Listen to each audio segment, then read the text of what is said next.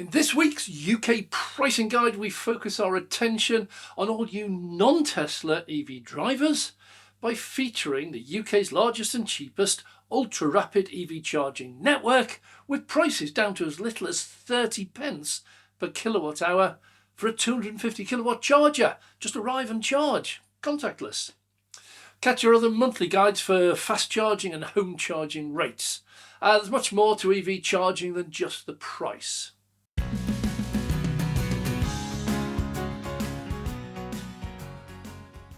Well, 2 years ago, Tesla began to open their supercharger network to non-Tesla EVs, and today it has become the largest ultra-rapid network in the UK. With prices down as low as 30 pence per kilowatt hour for non-Tesla drivers, no membership required, they've quickly become the favourite of regular viewers of this channel. Like Donald, who states, "Initially I found a pub 2 miles away that did 60 kilowatts at 69 pence. However, you guided me to Tesla and I have a couple locally. The closest is County Oak, Crawley, where I'm now fully signed up and getting power at about 30 pence, depending what day of the week it is. Given a 3.7 miles per kilowatt hour average, this is coming out at about 7.5 pence a mile. Absolutely brilliant out on the road." Or how about Simon, who sends a picture of his MG4, this is the better colour one, plugged into a Tesla V4 open to all EVs with CCS. This really is the charging network to look out for. By the way, Tesla drivers can find this for themselves as it's built into their software, route planner app and main display. This video is for the non-Tesla drivers out there and also for the ones who don't want any memberships. Well, as from the 1st of June this year, there are at least 68 different locations and a massive total of more than 855 ultra-rapid chargers available to all EV drivers who have CCS2 sockets. Well, this figure is constantly increasing, so might well be out of date even by the time we launch this video. And prices continually vary. It's usually only by a few pence, so check out the website for the latest.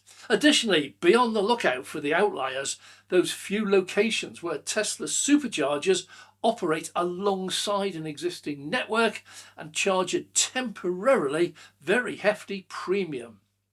Well, that number of charger stalls puts Tesla superchargers open to non-Teslas above all others.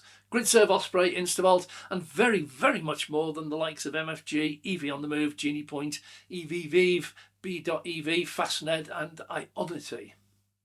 Almost 85% of this supercharger network is rated at 250 kilowatts, dedicated power and capable of providing that power even at peak times when all the chargers are working.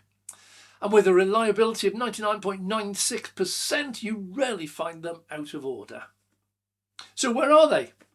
Well, you can check the route planner supplied with your EV. That way it may well have Tesla superchargers open to non-Teslas displayed. But to find Tesla superchargers open to non-Teslas from the comfort of your own home, use the Tesla website, tesla.com. The top of the screen, or from the menu if you're using a mobile device, locate the charging icon and select Find. In the Enter Location window, type in your location or wherever you want to be charging. Then from the drop-down menu, select that location, maybe making sure you select the UK one because some of our cities are also duplicated in the States. The map will switch views to show you your chosen location. In the labels section underneath the chosen location, click each of the tabs to deselect it until only one remains: superchargers open to Teslas and other EVs with CCS compatibility. The view will now display all the superchargers open to you on the screen.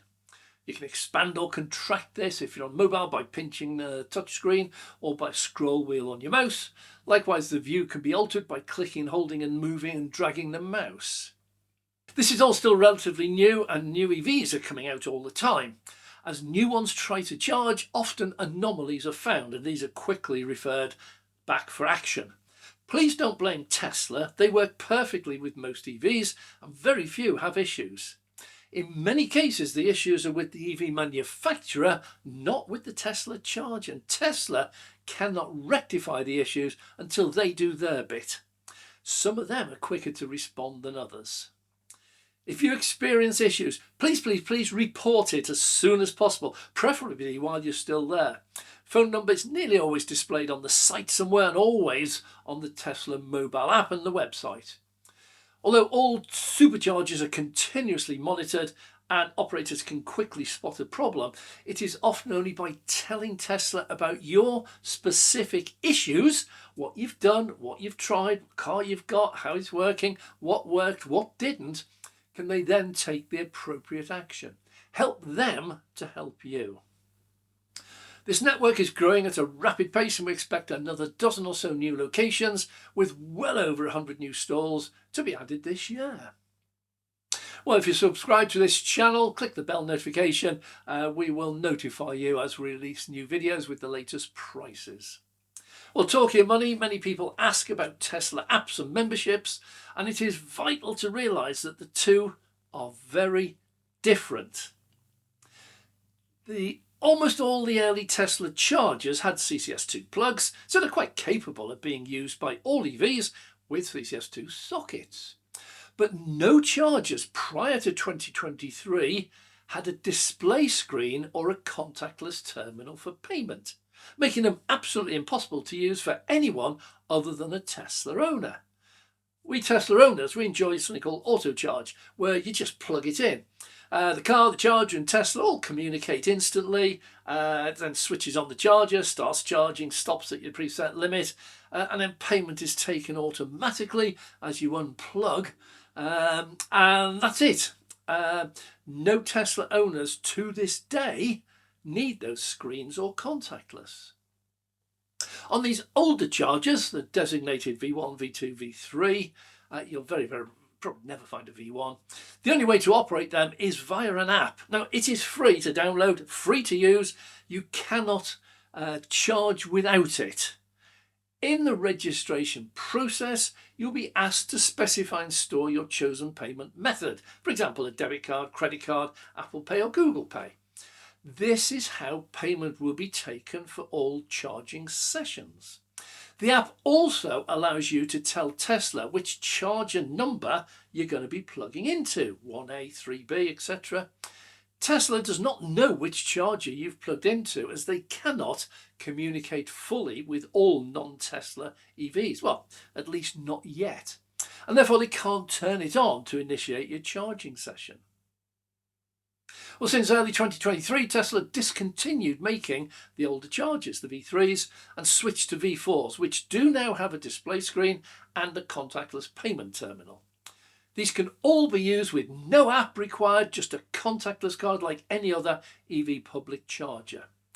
They also have very much longer cables, allowing all EVs now to be able to pull into a bay, either forwards or backwards, depending on the location of your charging port, and the cable will always easily reach.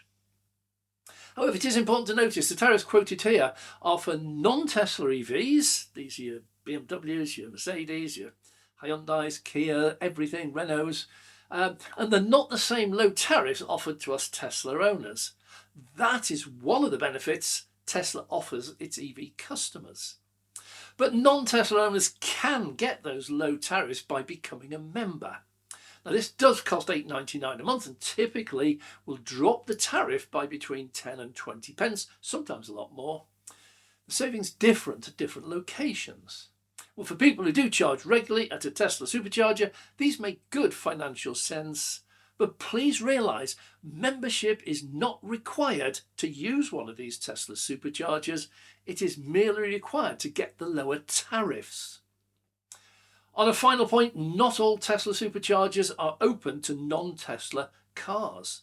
Some are not, and some probably never will be, even for those who have joined as members.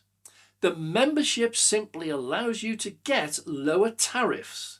It does not allow you to use additional chargers that are not open or available to other non-Tesla but non-members. Now, the website allows you to select these only, ignoring those not available to you. And if you do download the Tesla app, that only shows those that you can use. Well, that's it for this month. Catch us again next month for updates on new locations, plus other news that might be of interest. A big thank you to our viewers, those who leave comments or send us their stories, photographs and videos, but especially to our Patreon members who support the channel. That allows us to get out there around the country and visit these locations to try them all out personally, see what we find there. Without you, we could not offer the same information to our viewers. Thanks very much. And thanks for watching. I'm Dave.